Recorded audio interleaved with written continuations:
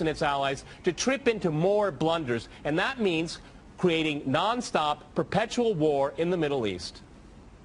Well, I'm going to make this interesting and disagree with everyone. Okay. I do not accept the premise, which probably isn't too much of a surprise, but nonetheless, I reject the premise that the whole point of the so-called war on terror or investing in the Mujahideen was to somehow fight terrorism or to make a better world. I would argue that if you really want to know what's happening with Middle Eastern policy, then you must read Oded Yanan's A Strategy for Israel in the 1980s. Now, in that document, which is pretty much being played out to a T right now and has been for many years, there were serious objectives for Israel. And Israel's main objectives were to expand and grow in line with the Greater Israel Project. And in order for it to do that, there would need to be an excuse to justify the expansion of Israel, and in order to do that, we would have to sow the seeds of sectarian hatred and violence in the region. The #1 target of this plan was Iraq. We've achieved that. That's not a failure. That's actually a success. Iraq is a failed state largely. It is an absolute basket case. Sectarian hatred is absolutely insane. We see the beheadings and all of this madness, and we think it's a disaster. No, it's not at all. In fact, it's all part of the plan to break up Iraq into 3 different states.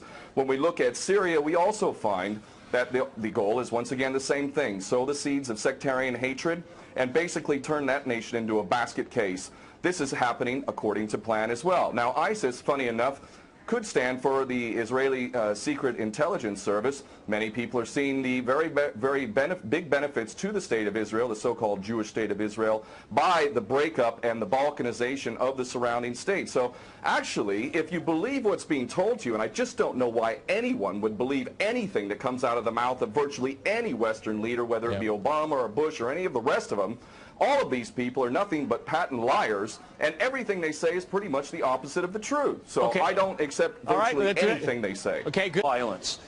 Barack Obama did not bite at the opportunity to get involved in Syria a year ago. In fact, at the time when he was ready to start bombing Assad, just about 13 months ago, and we have he backed off as soon as the first excuse came to mind. We've been supporting ISIS. There is absolute continuity between the policies of Iraq and breaking it up and breaking up Syria as well. It is beyond naive to suggest that the U.S. doesn't have its fingerprints all over ISIS. In fact, tell me this: why has ISIS never once, or al-Nusra Front or al-Qaeda, not once have they attacked Israel? In fact, ISIS militants are getting medical attention in the Golan Heights and in Israel itself. What does that tell you?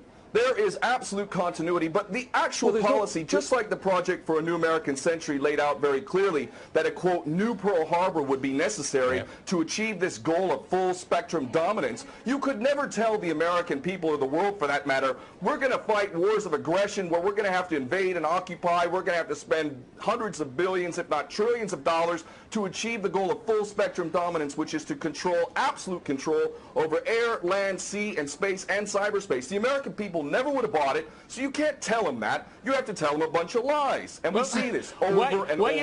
What you have to do, Ken, if I can go... It would absolutely no question that there must always be a boogeyman. In fact, you're sitting in Russia now. For 50 years plus, we were fighting this Cold War that really was an absolute charade to begin with. There never really was a threat of a Soviet invasion. And for decades, we spent insane amounts of money developing nuclear weapons to the point of really completely, totally collective insanity. And here we sit today in a world that threatens a third world war with a policy that is clearly intended to totally destroy Syria. Let's see what happens.